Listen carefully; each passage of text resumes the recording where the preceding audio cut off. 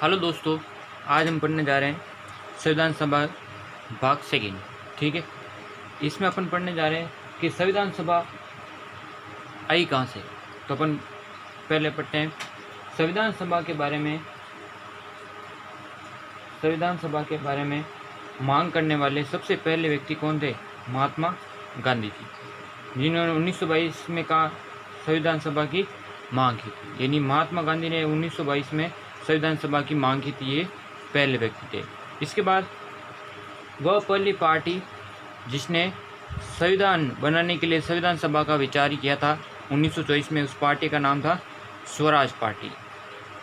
ठीक है, अब थोड़ा हटके एक बात है। 1924 कांग्रेस अधिवेशन जो बेलगाम कर्नाटक में हुआ था, उसके अध्यक्ष महात्मा गांधी। ये एकमात्र कांग्रेस का अधिवेशन है जिसकी अध्यक्षता महात्मा गांधी करते हैं। ठीक है, ये कांग्रेस का 40वां अधिवेशन था, ये भी ध्यान रखना। ठीक है, तो ये संविधान सभा का जो मांग की थी सबसे पहले महात्मा गांधी ने। ठीक है, पहले व्यक्ति थे 1922 में, और पार्टी स्वराज पार्टी द्वारा 1924 में संविधान सभा का विचार किया था। ठीक है, अब ये तो विचार किया था, पर संविधान सभा आई कब अस्तित्व में? ठीक है, तो संविधान सभा का अस्तित्व में आना ये कैबिनेट मिशन, जब कैबिनेट मिशन भारत आया तब संविधान सभा स्वरूप में आई। ठीक है, तो मार्च 1946 की बात है।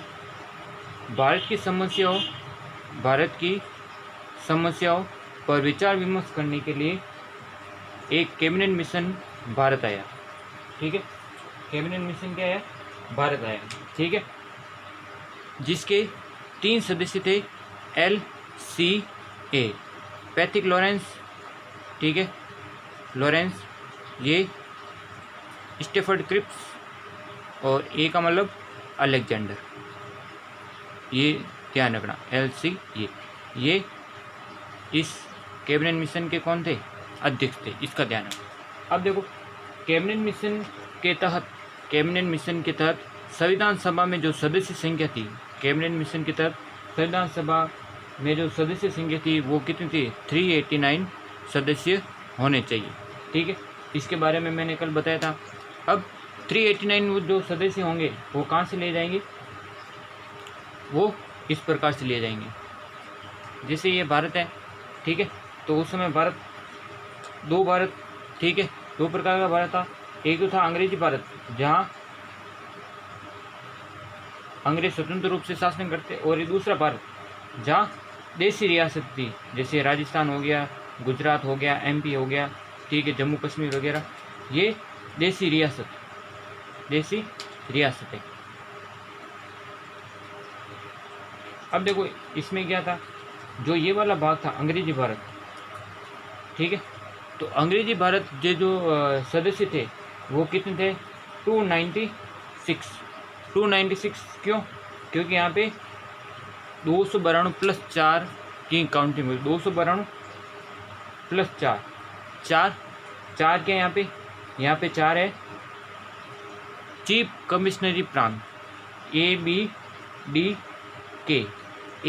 यानी A यानी अजमेर मेरवाड़ा, B यानी बलूचिस्तान, और D यानी दिल्ली, और K यानी कुर्ग। ये कल वाले वीडियो में बताया था मैंने। अब देशी रियासतें, देशी रियासतों को कितनी सीटें दी गई? 93। तो 296 और 296 ये होगी, 296 और ये होगी 93, तो टोटल कितनी होगी? 389। यानी इसको लिख सकते हैं 296 प्लस 93। ये ब्रिटिश प्रांत से, ये देशी रियासतों से। ठीक है, तो कैबिनेट मिशन के तहत संविधान सभा में सदस्य कितने होना चाहिए? 389। इनका विभाजन इस प्रकार होता है। ठीक है, तो ये कैबिनेट मिशन द्वारा संविधान सभा का निर्माण हो गया। चलो, अब संविधान सभा के लिए चुनाव हुए। ठीक है, तो चुनाव का जो रिजल्ट आया मैंने कल बताया था। चुनाव का जो रिजल्ट आ गया, सीटें मिली थी, सर्वाधिक सीटें मिली थी कांग्रेस को। उसके बाद मुस्लिम लीग को मिली थी, मुस्लिम लीग को 73 मिली थी, और 15 सीटें अन्य सदस्यों को मिली थी। ठीक है, अब जो 389 सीटें थी, इसमें से चुनाव के बाद की स्थिति बता रहा हूँ मैं। 208 कांग्रेस, 208 कांग्रेस, 73 मुस्लिम लीग, ठीक है, मुस्लिम लीग, और 15 अन्य दलों को, या कह सकते स्वतंत्र दलों को मिली।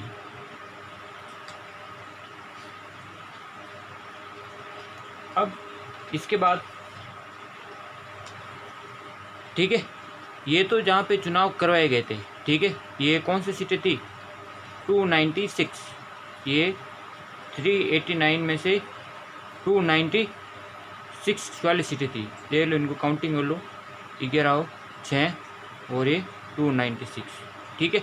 और जो 93 थे वो तो देसी रियासतों से आएंगे, ठीक है, यानी देसी रियासतें, ये तो इनका निर्वाचन हुआ था, और जो देसी रियासतें आएंगे वो मनोनीत होकर आएंगे, क्योंकि वो राजा महाराजाओं द्वारा प्रतिनिधि करेंगे, तो वो क्या करेंगे, ये निर्वाचन, और वो जो 93 देसी रियासतों का प्रतिनिधित्व करते थे।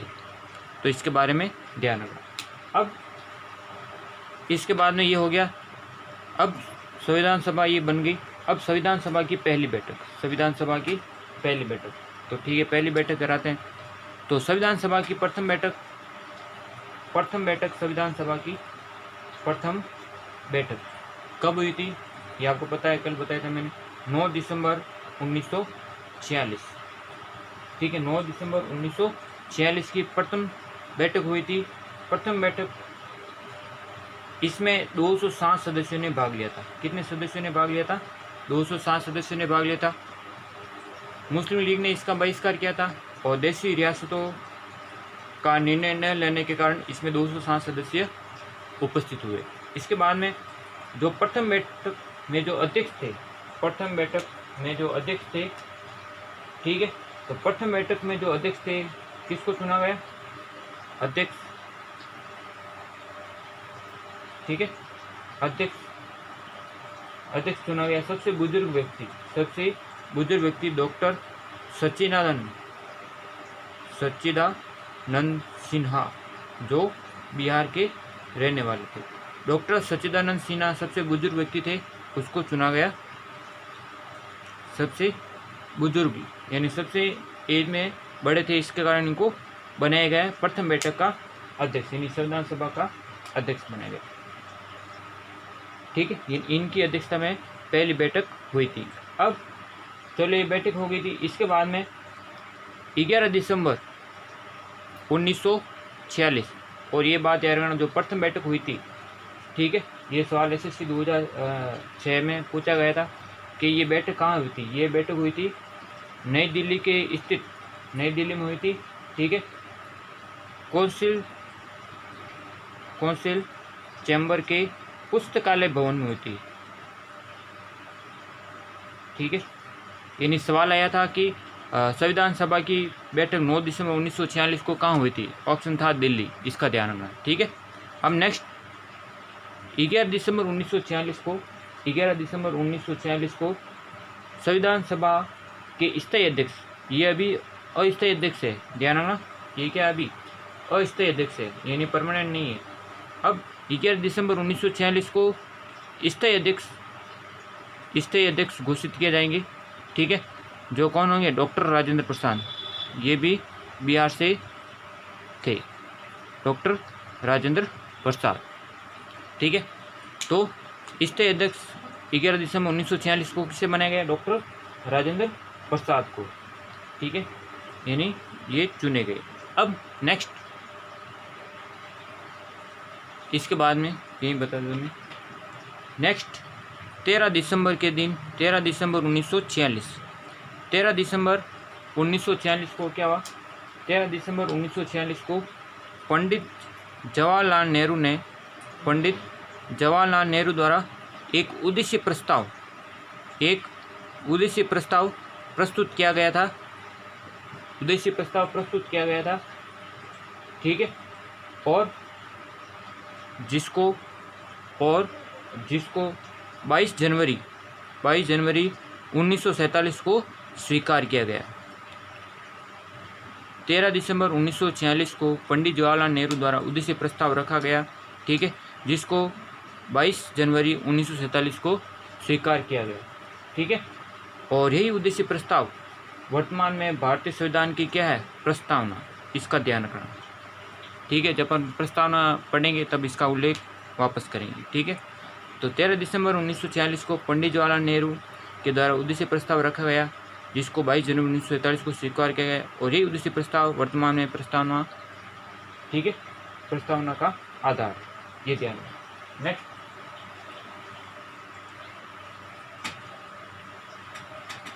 अब संविधान सभा में मुस्लिम लीग का नहीं होना, जो मैं बोल रहा हूँ उसका ध्यान रखना। संविधान सभा में मुस्लिम लीग का नहीं होना, इसके बारे में इंग्लैंड के पूर्व प्रधानमंत्री, इंग्लैंड के पीएम, ठीक है, पूर्व पीएम विंस्टन चर्चिल, ठीक है, विंस्टन चर्चिल का कथन है, पूर्व पीएम, ठीक है, पूर्व पीएम विंस्टन चर्चिल का ये कथन है कि मुस्लिम लीग की अनुपस्थिति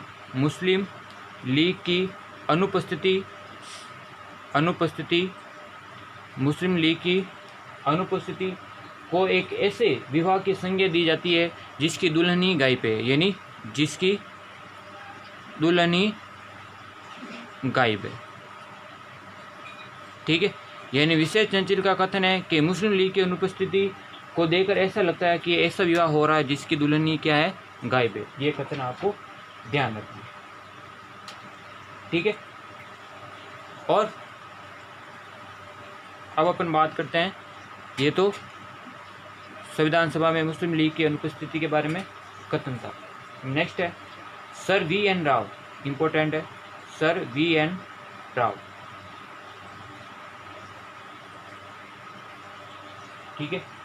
सर वेनेगल नरसिंह राव, इनका पूरा नाम है वेनेगल नरसिंह राव, आप इतना ही ध्यान रखना, वी एन राव। देखो वी एन राव क्या है, संवैधानिक जो संविधान सभा है, ठीक है, वो संवैधानिक सलाहकार के, संविधान सभा के क्या थे, संवैधानिक सलाहकार थे। वी एन राव संविधान सभा के क्या थे, संवैधानिक सलाहकार। ये भी सवाल बहुत बार पूछा गया, ठीक है। संविधान सभा के संवैधानिक सलाहकार थे, परंतु ध्यान रखना वो स्वयं संविधान सभा के सदस्य नहीं थे, यानी संविधान सभा के सदस्य नहीं थे, यानी स्वयं संविधान सभा के सदस्य नहीं थे, परंतु संवैधानिक सलाहकार थे। उनके द्वारा क्या कार्य किया गया, भारतीय संविधान का प्रारूप तैयार किया था, भारतीय संविधान का प्रारूप तैयार किया था। भारतीय संविधान का प्रारूप तैयार करने वाले कौन थे, सर वी एन राव, ठीक है। वी एन राव के बारे में एक इम्पोर्टेंट बात कि वी एन राव वह पहले भारतीय न्यायाधीश थे जो अंतर्राष्ट्रीय न्यायालय में न्यायाधीश बने, अंतर्राष्ट्रीय इंटरनेशनल कोर्ट, ठीक है, अंतर्राष्ट्रीय न्यायालय में न्यायाधीश या जज बनने वाले प्रथम भारतीय समय 1950 से 1954। अंतर्राष्ट्रीय न्यायालय में न्यायाधीश बनने वाले प्रथम भारतीय कौन थे, sir V N Rao. Time था 1950 से 1954 तक। तो ये सर वी एन राव के बारे में कुछ बातें थी। अब सर वी एन राव का जो प्रारूप तैयार किया था, ठीक है, अब प्रारूप तैयार किया गया, तो प्रारूप तैयार करने के लिए इस पर विचार विमर्श करना होगा। तो प्रारूप पर विचार विमर्श करने के लिए एक समिति का गठन किया गया, इसको क्या कहा था, प्रारूप समिति, ठीक है, प्रारूप समिति। तो अपन पढ़ते हैं प्रारूप समिति के बारे में डिटेल में।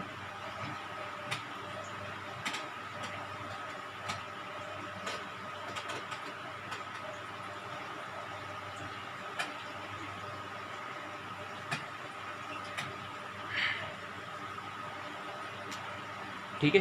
तो अपना टॉपिक है प्रारूप समिति, ठीक है।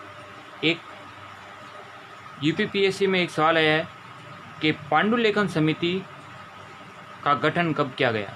पांडुलेखन समिति, ठीक है, ये नया नाम है और इसको कहते हैं इंग्लिश में ड्राफ्टिंग, ड्राफ्ट का मतलब प्रारूप, ड्राफ्टिंग कमेटी, इसका ध्यान रखना, ठीक है।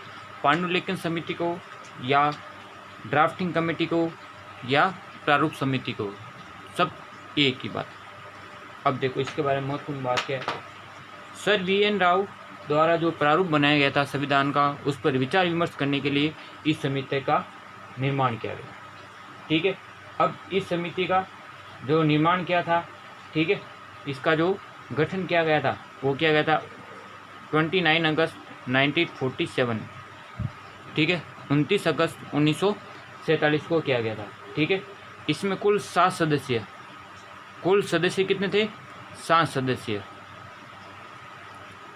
कुल सदस्य कितने थे? 7 सदस्य। इसकी जो पहली बैठक हुई थी, प्रथम बैठक किसकी? प्रारूप समिति की जो प्रथम बैठक हुई थी वो हुई थी 30 अगस्त 1947, 30 अगस्त 1947 को हुई थी। इस बैठक में ही ये निर्णय लिया था कि इस प्रारूप समिति के जो अध्यक्ष होंगे वो कौन होंगे? Doctor B R. Ambedkar, doctor B R. Ambedkar. तो ये ध्यान रखना, इस समिति का जो गठन किया गया था 19 अगस्त 1947, कुल सदस्य 7, प्रथम बैठक हुई थी 30 अगस्त 1947, जिसमें अध्यक्ष बनाए गए डॉक्टर बी.आर. अम्बेडकर, ठीक है। अब अपन बात करते हैं सदस्यों की, ठीक है। तो एक एक सदस्यों के बारे में अपन बात करते हैं। पहले सदस्य doctor B R. Ambedkar, doctor B R. Ambedkar, ठीक है, जो कि अध्यक्ष थे। दूसरे गोपालस्वामी अयंगर, गोपालस्वामी अयंगर। तीसरे थे अल्लादी कृष्ण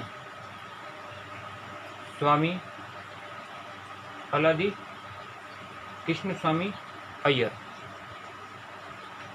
ठीक है। नेक्स्ट है फोर्थ मोहम्मद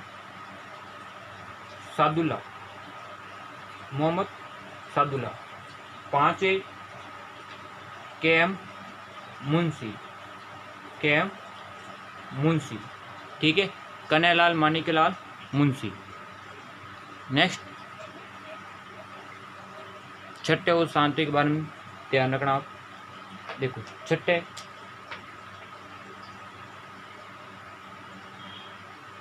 ठीक है, छठे डीपी खेतान। अब देखो डीपी खेतान साहब की जो मृत्यु है वो 1948 में हो जाती है, 1948 में इनकी मृत्यु हो जाती है, ठीक है। तो मृत्यु हो जाने पर इनके जो स्थान पर जो शामिल किया जाता है, ठीक है, उनका नाम होता है टी.टी. कृष्णमाचारी। क्या नाम है? टी.टी. कृष्णमाचारी, ठीक है। एक अपन आगे पढ़ेंगे वी.टी. कृष्णमाचारी, उनका ध्यान रखना। ये है टी.टी. कृष्णमाचारी जो मद्रास से थे, ठीक है। यानी डीपी खेतान की मृत्यु हो जाने पर किसको शामिल किया गया? टी.टी. कृष्णमाचारी को शामिल किया गया, ठीक है। नेक्स्ट है सातवें, ठीक है, सातवें थे बी.एल. मित्र, ठीक है। बी.एल. मित्र के त्यागपत्र, यानी इन्होंने क्या इस्तीफा दे देता है, इन्होंने इस समिति से इस्तीफा यानी त्यागपत्र देने के बाद एन माधवराव को प्रारूप समिति में शामिल किया गया, ये चीज़ें आप ध्यान रखना, ठीक है। तो मेंबर कौन होंगे? 7 मेंबर होंगे। Doctor B R. अम्बेडकर अध्यक्ष, then Gopalaswami Ayyangar, Alladi Krishnaswami Ayyar, Mohammad Saadulla. Mohammad Saadulla के बारे में ध्यान रखना, ये मुस्लिम लीग से थे, ठीक है, यानी मुस्लिम लीग से जो इस समिति के सदस्य थे कौन से, मोहम्मद सादुल्ला। और के मुंशी के बारे में, ये मुख्य कांग्रेसी, ये भी सवाल पूछा गया है, ठीक है, यूपीएससी में, कि प्रारूप समिति में मुख्य कांग्रेसी कौन थे, के मुंशी, ठीक है, बाकी सब मुख्य नहीं थे, ये मुख्य कांग्रेसी के रूप में शामिल हुए थे। तो ये हो गए doctor B R. Ambedkar, Gopal Swami Ayyangar, Alladi Krishnaswami Ayyar, Mohammad Saadulla, के मुंशी। डी.पी. खेतान 1948 में मृत्यु हो जाने पर टी.टी. कृष्णमाचारी को शामिल किया जाता है। बी.एल. मित्र के त्यागपत्र देने के बाद एन. माधवराव को समिति में सदस्य या शामिल किया जाता है, ठीक है। तो ये आपके कौन से होगी, पांडुलेखन समिति, ठीक है। तो इसके बाद में कल अपन नेक्स्ट पढ़ेंगे, ठीक है। धन्यवाद आज के लिए।